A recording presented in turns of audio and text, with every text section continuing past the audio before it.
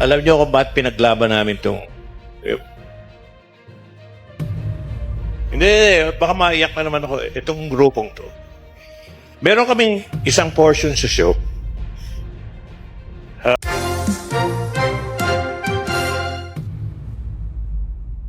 Isang napakalaking kontrobersya ang kasalukuyang yumayanig sa mundo ng showbiz, matapos magbitiw ng isang napaka-emosyonal at kontrobersyal na pahayag ang veteran host na si Joey De Leon sa pambansang tanghaliang Eat Bulaga ukol sa ikalawang buwanang anibersaryo ng tambalang Maybe ni Bimby Aquino at Riza Medizon. Magandang araw sa ating mga tagapanood at maligayang pagdating sa ating espesyal na ulat ngayong araw. Isang napakainit na paksa ang muling nagpasiklab ng debate sa social media at sa buong industriya ng aliwan matapos ang hindi inaasahang eksena sa tanghalang Eat Bulaga. Sa ginanap na pagdiriwang ng ikalawang buwan ng anibersaryo o monthsary ng tambalang tinaguri ang Maybe, na binubuo ng anak ng mass media queen na si Bimby Aquino at ng dating child wonder na si Riza Medizon, ay nagpasabog ng mga nakakaantig ngunit kontrobersyal na salita ang komedyante at host na si Joey De Leon. Ang gabi-gabing pinag-uusapan sa internet na tambalan ay tila nakatanggap ng opisyal at pinakamataas na pagkilala mula sa isa sa mga pilar ng telebisyon. Ngunit kasabay nito ay nag-iwan ng maraming katanungan at haka-haka sa publiko kung ano nga ba ang tunay na lalim ng relasyon ng dalawa sa gitna ng live broadcast ng programa. Hindi napigilan ni Joey De Leon na maging emosyonal habang inilalarawan ang kakaibang chemistry at ang tinatawag nitong miracle pairing sa pagitan ni Bimby at Riza. Ayon sa veteran host, ang tambalang Maybe ay hindi lamang isang karaniwang love team, kundi isang hindi inaasahang biyaya na nagdala ng bagong sigla sa mga manonood sa gitna ng mga pagsubok na kinakaharap ng industriya. Lumuha ang komedyante habang binibigyang diin ang halaga ng pagtanggap ng publiko sa dalawang kabataan na nagmula sa magkaibang mundo.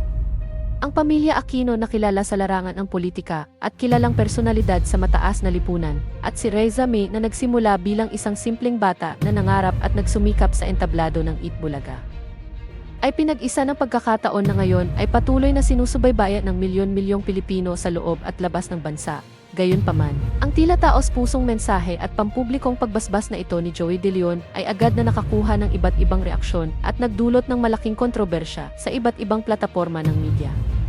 Habang ang libu-libong tagahanga ng tambalang Maybe ay labis na natuwa at itinuring na ito ang pinakamatibay na patunay at ultimate validation ng pag-ibigan o pagiging malapit ng dalawa, marami rin sa mga kritiko ang nagtaas ng kanilang mga kilay. May mga nag-aakusa na ang buong kaganapan ay isa lamang maingat na pinlano at dinisenyong gimmick upang pataasain ang antas ng viewership at mapanatili ang ingay ng programa sa rating competition. Ang iba naman ay nagpapahayag ng pag-aalala ukol sa matinding pressure na ibinabagsak sa mga balikat ni Bimby at Riza May dahil sa sobrang atensyon ng pampublikong investigasyon at panghihimasok sa kanilang personal na buhay. Hindi maikakaila na ang pag-usbong ng Maybe phenomenon ay nagdala ng panibagong kulay sa kultura ng pay sa Pilipinas, ngunit pinalalala rin ito ang debate ukol sa hangganan ng totoong damdamin at ng showbiz entertainment management. Sa bawat galaw, tingin, at palitan ng salita ni Bimby Aquino at Riza Medizon sa harap ng kamera, patuloy na sinusuri ng mga tagahanga at bashers ang bawat detalye upang malaman kung may katotohanan nga ba ang kanilang ipinapakitang tamis o kung ito ay bahagi lamang ng isang napakagaling na script.